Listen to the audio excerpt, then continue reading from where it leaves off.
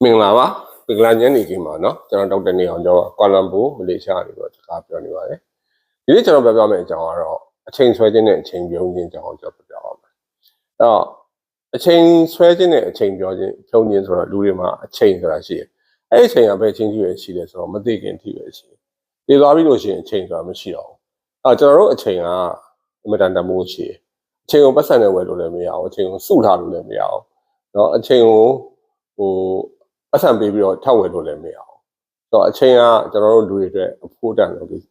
းတော့ပေါ့နော်အရာတစ်ခုဖြစ်တယ်ပေါ့အဲ့တော့ကျွန်တော်တို့ကဒီအချိန်ဆိုတာအသက်ရှင်နေတော့အချိန်လေးမှာပဲအချိန်ဆိုတဲ့ဟာရှိတယ်ပြီးသွားလို့ရှိရင်အချိန်ဆိုတဲ့ဟာမရှိတော့အဲ့ရှိရဲ့အချိန်ကိုတမိုးရှိအောင်သုံးတတ်ဖို့နဲ့မဖြုံးဖို့အတွက်ကျွန်တော်ဒီဗီဒီယိုပြောခြင်းဖြစ်ပါတယ်အဲ့တော့လူတိုင်းကတမင်တော့အချိန်ဖြုံးတာမဟုတ်ပါဘူးဥပမာကျွန်တော်လူကြောက်ရဲ့အကြောင်းကိုပြောပြမယ်ဗျာသူ့နာမည်က Mr. A လို့အထားလိုက်ပါတော့เนาะ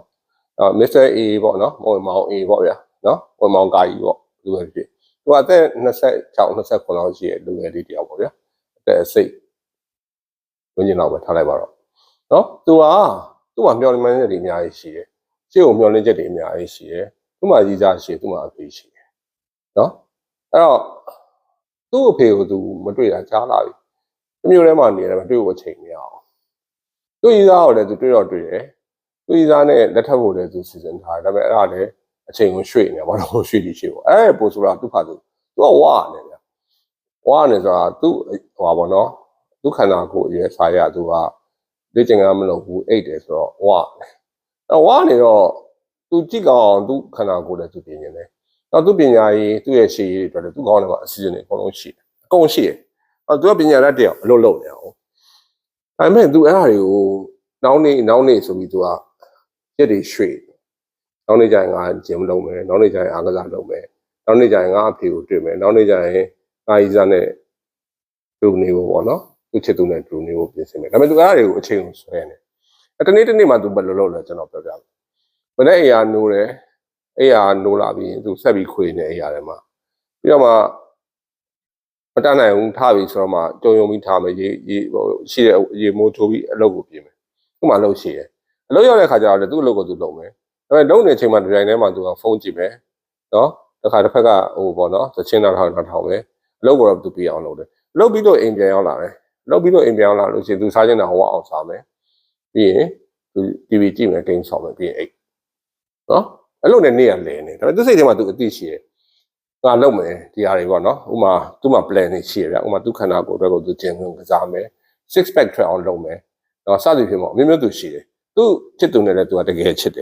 ်သူချစ်သူနဲ့တော့လည်းသူကလက်ထပ်ဖို့အတွက်ကိုသူပြင်ဆင်ကြရတယ်ရှိတယ်နောက်တစ်ခါသူ့အဖေကိုသူပြစ်ထားမှလည်းသူသိတယ်မေးရတာမဟုတ်သိရတယ်ဒါပေမဲ့အဖေကတွေ့ကိုလည်းအချိန်မရှိအဲ့လိုအချိန်မျိုးကသူကဒီလိုပြန်ပြီးစဉ်းစားကြည့်ပါမောင် A ပေါ့နော် Mr. A သုံးမောင်ကာကြီးပေါ့လ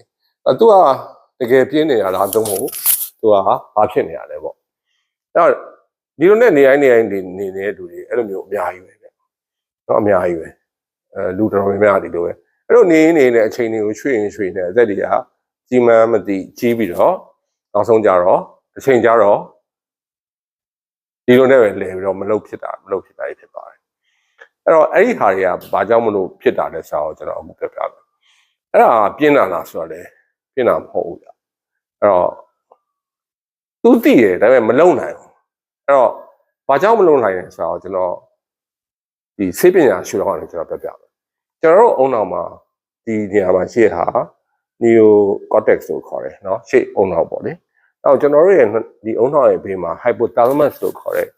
hippocampus လို့ခေါ်တယ်เนาะ hippocampus လို့ခေါ်တယ် hippo ဆိုတာဗျာရေမြင့်နဲ့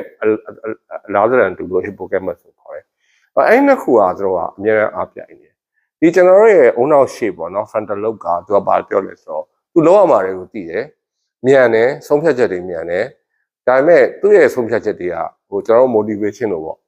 ဆုံးဖြတ်ထားတာတွေသူကရေရှည်သူကမလုံနိုင်ဘူးသူ့ရဲ့ရှေ့ရဥစ္စာသိတယ်ခုနဟို Mr. A မှာရဲ့အဖြစ်လို့ပြောပေါ့သူကဘာတွေလုပ်ရမလဲဆိုတာသိတယ်သူ့မှာဆုံးဖြတ်ချက်လည်းရှိတယ်ဒါပေမဲ့ဒီအုံနောက်ရဲ့ရှေ့ပိုင်းကသူ့ရဲ့ motivation ကသူကလုံးဝမအောင်သိတယ်ဒါပေမဲ့သ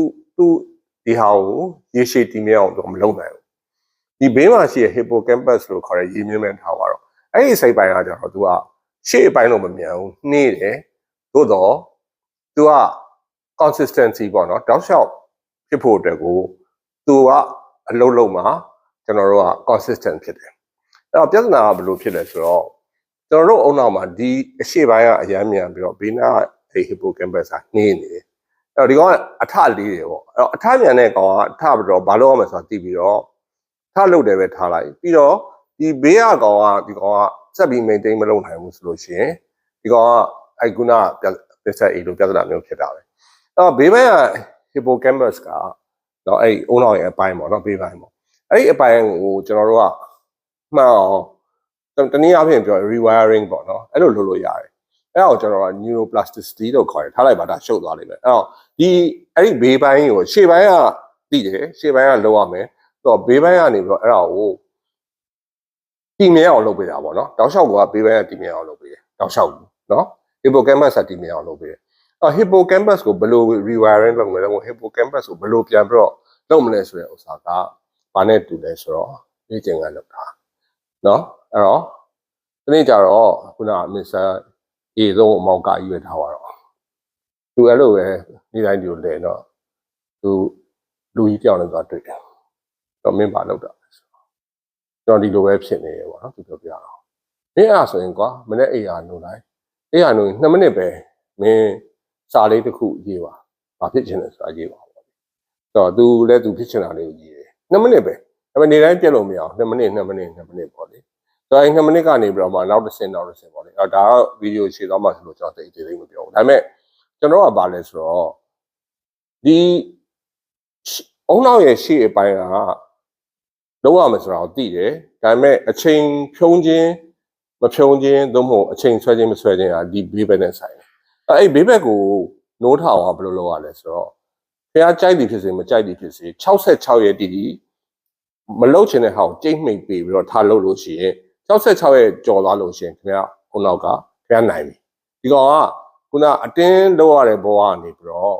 သူက habit လို့ခေါ်တယ်အကျင့်ဖြစ်သွားပြီအဲ့ခါကျတော့ခင်ဗျားအတွက်မခက်ခဲတော့ဒါကျွန်တော်ကိုယ်တိုင်လည်းကိုယ်ဒီလိုမျိုးပဲအချိန်ဆွဲခဲ့ပါတယ်ကျွန်တော်ကိုယ်တိုင်လည်းဟိုဘယ်လိုခေါ်မလဲအဲ့ဒီဟာကိုဖြတ်တန်းခဲ့ရတယ်ဒါမှမဟုတ်ကျွန်တော်စီရင်တာနဲ့ပြန်ရှင်းပြတာပါအဲ့တော့ဆိုလိုတာဗျာအခုကြည့်နေတဲ့လူတွေမှာအချိန်ဆွဲနေလို့ရှိရင်အဲ့ဒီဆွဲနေအချိန်ကလုံမို့တကစူးစမ်းရမယ့်ရက်က66ရက်ရှိ66ရက်အတွင်းမှာခင်ဗျာအိယာထားမယ့်အချိန်ကိုတတ်မှတ်ပေးထားပါအလမ်ပေးထားပါအဲ့ဒီအချိန်မှာထားပါဥမာအားကစားလုပ်မယ်ဒါဘာလုပ်မယ်ညာလုပ်မယ်အဲ့ဒါတွေအကုန်လုံးအဲ့ဒီတိုင်း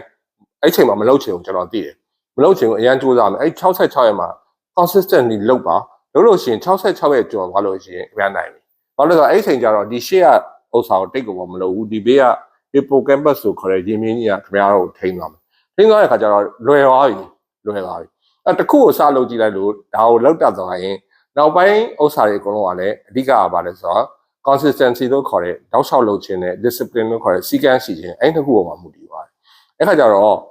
အဲ့လိုစီကံရှိဖို့တဲ့ကိုပထမအား training လုပ်တယ်အဲ့ training အတွက်ကိုစဖို့တက်ကတော့ခင်ဗျာရုံးကန်ရမယ်66ရက်ရုံးကန်ပြီးလို့ရှိရင်ခင်ဗျာအဲ့ဒီအတိုင်းဥပမာဗျာဒုတိယကမနေ့အိယာထားမယ်6နာရီထားမယ်6နာရီထားပြီး6နာရီခန့်မှာအားကစားလုပ်မယ်ဒါ9နာရီမှာ coffee တောက်မယ်စသဖြင့်တော့နော်မနေ့ဆက်အဲ့ဒီတိုင်းတောက်လျှောက်စနစ်တကျအချိန်ကို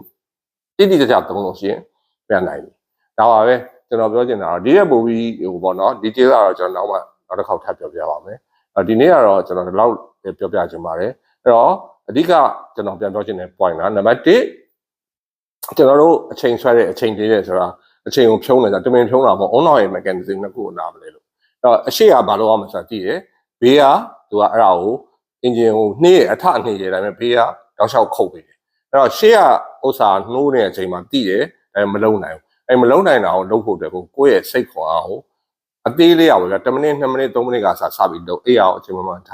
ဟိုလာလုံးတင်တဲ့ဟာကို1နှစ်3နှစ်ကတယောက်နဲ့တယောက်နဲ့မတူဘူးကျွန်တော်သိတယ်အားလုံးအတွက်ကိုယ့်ဟာကိုစီစဉ်